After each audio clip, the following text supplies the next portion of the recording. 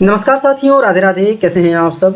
1 अप्रैल 2026 के बाद अगर आप प्रॉपर्टी परचेज़ कर रहे हैं और उस पे टीडीएस का पेमेंट करना चाहते हैं तो टीडीएस का पेमेंट करने का पूरा प्रोसेस ही चेंज हो गया है 1 अप्रैल 2026 से।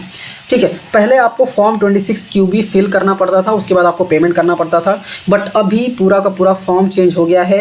क्यों चेंज हुआ है, क्या रीज़न है, कौन सा फॉर्म है और कैसे फिल करना है, डिटेल में डिस्कस करेंगे इस वीडियो में। वीडियो बहुत इंपॉर्टेंट होने वाली है, वीडियो को एंड तक देखिएगा और अपने उस दोस्त को ज़रूर शेयर कीजिएगा जो प्रॉपर्टी परचेस कर रहे हैं। ठीक है, तो आइए वीडियो को स्टार्ट करते हैं। आपको क्या करना है, आपको इनकम टैक्स के पोर्टल में पहले लॉगिन कर लेना है। लॉगिन करने के बाद ई फाइल में आना है और यहाँ पे ई पे टैक्स पे आपको क्लिक कर देना है। जैसे ही क्लिक करेंगे यहाँ पे 2 ऑप्शन देखने को मिल जाएगा। पहला है इनकम टैक्स एक्ट 1961 और दूसरा है इनकम टैक्स एक्ट 2025। ठीक है, ये एक्ट अप्लीकेबल हो रहा है टैक्स ईयर 2026-27 के लिए, मतलब 1 अप्रैल 2026 से इनकम टैक्स एक्ट 2025 अप्लीकेबल हो गया है। ठीक है, तो 1 अप्रैल 2026 के बाद आप प्रॉपर्टी परचेज कर रहे हैं तो डेफिनेटली आपको पहला वाला ही ऑप्शन चूज़ करना है, इनकम टैक्स एक्ट 2025। सेलेक्ट करके आपको कंटिन्यू पे क्लिक कर देना है। फॉर्म इसीलिए चेंज हुआ है क्योंकि पूरा नया ही एक्ट आ गया है। अभी न्यू पेमेंट पे आपको यहाँ पे आके क्लिक करना है। जैसे ही क्लिक करेंगे यहाँ पे बहुत सारे ऑप्शन देखने को मिल जाएंगे। हमको क्या करना है, हमको सेलेक्ट करना है फॉर्म 141। ठीक है, पहले फॉर्म 26 क्यूबी होता था, अभी चेंज होके फॉर्म 141 हो गया है। इसका नाम लगभग सेम ही है, चालान कम स्टेटमेंट, वो भी चालान कम स्टेटमेंट था। आपको सीधा प्रोसीड पे क्लिक कर देना है। ठीक है, जैसे ही क्लिक करेंगे यहाँ पे क्वेश्चन पूछेगा क्या आप कॉर्पोरेट एम्प्लॉय हो, मतलब कॉर्पोरेट डिडक्टी हो, या फिर आप एक नॉर्मल डिडक्टी हो। ठीक है, कॉर्पोरेट डिडक्टी मतलब अगर आप एक कंपनी हैं तो डेफिनेटली आपको कॉर्पोरेट सेलेक्ट करना है। ठीक है, और अगर आप एक इंडिविजुअल हैं तो आपको नॉन कॉर्पोरेट पे सेलेक्ट करना है। ठीक है, तो हम जनरली इंडिविजुअल होते हैं तो हम नॉन कॉर्पोरेट हैं। ठीक है, सीधा कंटिन्यू पे क्लिक कर देना है।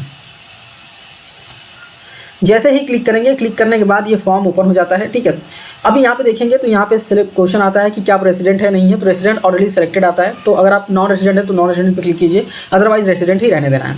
इसके बाद नीचे ना पर्टिकुलर ऑफ डिडक्टर आ जाता है, मतलब आपका जो डिटेल है, पर्सनल डिटेल, सारे पर्सनल डिटेल्स नीचे आ जाते हैं। ठीक है, तो पर्सनल डिटेल्स मैं नहीं दिखाऊंगा। ठीक है, आपके प्रोफाइल में जो डिटेल्स रहते हैं सारे पर्सनल डिटेल्स आपको यहाँ पर देखने को मिल जाते हैं, सारे ऑटो फिल हो जाते हैं। तो सीधा स्क्रॉल करके आपको नीचे आना है। नीचे आके मैंने यहाँ पे थोड़ा सा जूम कर दिया है। ठीक है, तो आप यहाँ पे देखेंगे ना, तो गो टू माई प्रोफाइल, मतलब प्रोफाइल से ही सारे डिटेल्स आपका फिल हो जाते हैं। इसके बाद टैक्स ईयर 2026-27 है। ठीक है, इसको आप चेंज नहीं कर पाएंगे। ठीक है, चेंज भी करेंगे तो एक ही ऑप्शन देखने को मिलेगा। फिर अभी आता है मंथ ऑफ डिडक्शन, कौन सा महीना है डिडक्शन का, तो यहाँ पे सिर्फ 2026 ही आपको देखने को मिलेगा और यहाँ पे सिर्फ अप्रैल देखने को मिलेगा क्योंकि 1 अप्रैल से ही आया हुआ है। ठीक है, तो आपको सेलेक्ट कर लेना है। इसके बाद आता है nature of transaction in respect of deductives. ठीक है, इस पर अगर आप क्लिक करेंगे तो आपको बहुत सारे ऑप्शन देखने को मिल जाएंगे। जैसे टीडीएस ऑन रेंट पे करना है तो भी आप इसी सेक्शन से पे कर सकते हो। TDS on sale of and transfer of immovable property, ये हमारा था ऑप्शन है, तो हमको शेड्यूल बी सेलेक्ट करना है, TDS on sale transfer of immovable property under section 139(1). इस पर आप क्लिक कर देंगे। क्लिक करने के बाद हमको सीधा यहाँ कंटिन्यू पे क्लिक कर देना है। जैसे कंटिन्यू पे क्लिक करेंगे, देखिए सक्सेसफुली हो गया है, मतलब डिडक्टर का डिटेल हो गया है। अभी ट्रांजेक्शन के डिटेल्स यहाँ पे डालने हैं।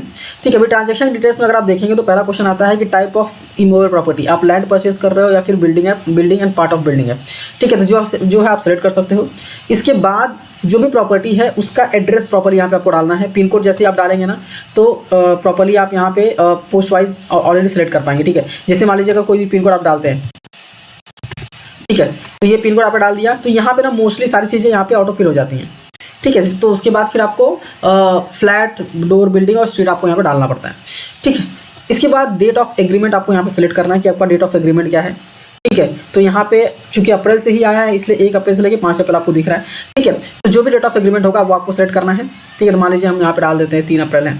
ठीक है, इसके बाद डेट ऑफ रजिस्ट्रेशन कभी किया था आपने, अगर अवेलेबल है तो डालिए, अदरवाइज आप इसको स्किप कर सकते हैं। ठीक है, फिर आता है टोटल स्टैम्प ड्यूटी वैल्यू। ठीक है, प्रॉपर्टी का स्टैम्प ड्यूटी वैल्यू क्या है और टोटल सेल कंसिडरेशन क्या है स्टैम्प ड्यूटी वैल्यू का, मतलब प्रॉपर्टी का। तो यहाँ पे स्टैम्प ड्यूटी वैल्यू और प्रॉपर्टी मोस्टली सेम ही अमाउंट आता है। ठीक है, तो मोस्टली यहाँ पे सेम अमाउंट आता है, आपको सेम अमाउंट डालना है। जो आपका प्रॉपर्टी का वैल्यू है ना, टोटल कंसिडरेशन, वही सेम अमाउंट आपको यहाँ पे डालना है। उसके बाद नेक्स्ट क्वेश्चन आता है कि इज देयर पेमेंट लमसम या फिर इंस्टॉलमेंट, तो आप लमसम कर रहे हो, इंस्टॉलमेंट कर रहे हो। अगर आप इंस्टॉलमेंट कर रहे हो तो इस पर लिखना होता है कि फर्स्ट इंस्टॉलमेंट है, सबसेकेंड इंस्टॉलमेंट है, लास्ट इंस्टॉलमेंट है। अगर आप लमसम करते हो तो फिर कोई दिक्कत ही नहीं है। ठीक है, इसके बाद बायर्स आप चाहे तो और भी ऐड कर सकते हैं, बट मेरा सजेशन यही रहेगा कि अगर आप सेपरेट करें तो ज़्यादा अच्छा रहेगा, ठीक है। सेपरेट करेंगे तो ज़्यादा अच्छा, एक से ज़्यादा बायर है तो, ठीक है। इसके बाद नीचे ना आपको बायर के डिटेल देखने को मिल जाते हैं। तो जो मैंने फर्स्ट वाले कॉलम में डाला था ना, यहाँ पे डिडक्टिव में, सॉरी डिडक्टर में जो हमें डिटेल्स डाला था ना, वो बाहर का डिटेल आपको यहाँ पे नीचे देखने को मिल जाएगा, ठीक है। तो मैं यहाँ पे बाहर का डिटेल नहीं दिखा रहा हूँ क्योंकि वो पर्सनल डिटेल्स हो जाते हैं, ठीक है। तो यहाँ पे आपका बाहर का डिटेल आ जाएगा, ठीक है। इसके बाद और नीचे आएंगे तो यहाँ पे डिडक्टी का डिटेल मतलब सेलर का डिटेल डालना है। तो ऐड डिटेल्स पे क्लिक करेंगे, यहाँ पे पैन नंबर डालना है, नाम डालना है, कॉन्टैक्ट नंबर, ईमेल आईडी और कितना प्रोपोर्शन है वो डाल के ऐड कर देना है, ठीक है। इसके बाद आता है ट्रांजेक्शन का डिटेल। ट्रांजेक्शन डिटेल्स में आपको यहाँ पे पैन कार्ड नंबर डालना है डिडक्टी का, ठीक है। जब भी आप ऊपर डालेंगे तो ऑटोमेटिक आ जाता है, डिडक्टी का नाम भी ऑटोमेटिक आ जाता है। अभी यहाँ पे आता है proportionate value of stamp duty. Stamp duty value अगर आप एक से ज़्यादा है तो प्रोपोर्शनेट वैल्यू डालना है, ठीक है।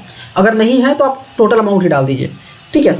इसके बाद आता है अमाउंट पेड क्रेडिटेड, प्रेजेंट अभी कितना हमने पे किया है, वहाँ पे भी टोटल अमाउंट ही मोस्टली डालना होता है, ठीक है। कितना अमाउंट डिडक्टेबल है, ठीक है। तो आपको TDS का अमाउंट कैलकुलेट करना है और वो अमाउंट यहाँ पे आपको डालना है, ठीक है। तो यहाँ पे आपको TDS amount on which tax is liable, ठीक है। Amount on which tax is liable का मतलब ये है कि बेसिकली आपका जो टोटल अमाउंट है वो वापस आपको यहाँ पे डालना है। क्रेडिटेड में भी लगभग सेम ही अमाउंट आएगा और इसमें भी सेम ही अमाउंट आएगा, ठीक है, कि आपने कितना दिया है, ठीक है, और कितना लाइबल है। इसके बाद डेट ऑफ पेमेंट क्रेडिट, अब वो आपको सेट कर लेना है, ठीक है। इसके बाद यहाँ पे बोला गया है वेदर सेक्शन 395(1) अप्लीकेबल है कि नहीं है, तो सीधा यहाँ पे आपको नो कर देना है, ठीक है। इसके बाद कौन से रेट से TDS कट हो रहा है, ठीक है। तो मोस्टली 1% होता है, तो आपको 1% यहाँ पे डालना है, 1% के रेट से। और यहाँ पे 1% के रेट से जितना भी टैक्स का अमाउंट आता है वो आपको यहाँ पे डालना है, ठीक है। डेट ऑफ डिडक्शन आपको यहाँ पे डाल देना है, कौन सा डिडक्शन है, ठीक है। तो मोस्टली करंट डेट ही डालिएगा, डाल के आपको ऐड कर देना है, ठीक है। इसके बाद टैक्स डिपॉजिट डिटेल्स यहाँ पे आपको डालना है कि आपका कितना टैक्स डिपॉजिट है, क्या है। इंटरेस्ट वगैरह तो मोस्टली नहीं आता है, ठीक है। 1 महीने के बाद अगर आप पेमेंट करते हो तो इंटरेस्ट आता है, अदरवाइज नहीं आता है, ठीक है। इसके बाद आपको सेव ड्राफ्ट करना है या फिर कंटिन्यू करके सीधा आपको पेमेंट करना है, ठीक है। तो ये पूरा प्रोसेस है इस फॉर्म को फिल करने का। तो उम्मीद करता हूँ सारी चीज़ें प्रॉपर्ली आपको यहाँ पे समझ में आ गई होंगी। फिर भी जैसे ही कोई ट्रांजेक्शन आता है तो डेफिनेटली हम एक प्रैक्टिकल एग्जाम्पल लेके वीडियो बनाएंगे जिससे कि आपको और भी अच्छे से समझ में आ जाएगा। तब तक के लिए हमारे चैनल को आप सब्सक्राइब करके रखिए, ठीक है। मिलते हैं नेक्स्ट वीडियो में। Thank you for watching and all the best.